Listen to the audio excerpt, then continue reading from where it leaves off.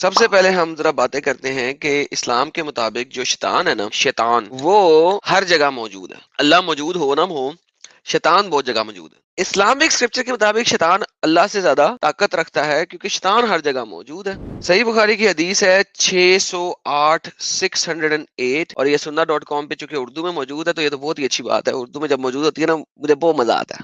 نبی کریم نے فرمایا جب نماز کے لیے اذان دی جاتی ہے تو شیطان پادتا ہے، وہ پد مارتا ہے. کیسے پد مارتا ہے؟ What? ایسے کر کے، اور بڑی تیزی کے ساتھ پیٹھ موڑ کر بھاگتا ہے تاکہ اذان کی آواز نہ سن سکے. یعنی شیطان کو پد مارنے کی ضرورت ہے کہ وہ کہ وہ اذان کی آواز نہ سن سکے، اور جب اذان ختم ہو جاتی ہے تو پھر واپس آ جاتا ہے.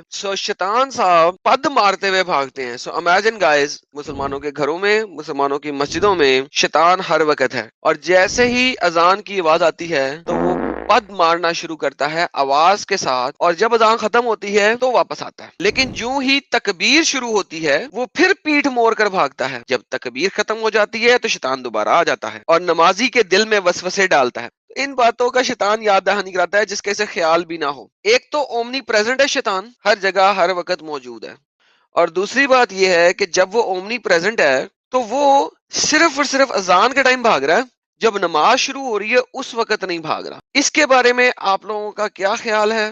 یہ میرا آج کا پہلا سوال ہے اور میں اس سوال کا جواب لینا چاہوں گا. یہ جب شیطان پد مار کے بھاگتا ہے تو صحیح مسلم کے مطابق یہ 36 میل کا سفر طے کرتا ہے. سو ایک ہی پد میں جب یہ جٹ مارتا ہے کر کے تو یہ 36 میل کا سفر طے کرتا ہے. جی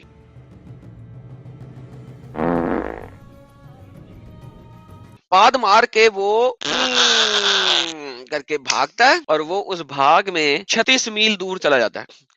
اب سوال یہ ہے، جب شیطان بھاگ کے 36 میل کا سفر طے کر رہا ہے، اس 36 میل کے بعد کوئی اور مسجد نہیں ہے؟ اگر شیطان صاحب بھاگ رہے ہیں 36 میل دور، اگر وہ پاکستان میں موجود ہے تو جدھر مرضی 36 میل میں جائے اسے اذان کی آوازیں نظر آئیں گی کیونکہ ہر جگہ تو مسجد بنی ہوئی ہے.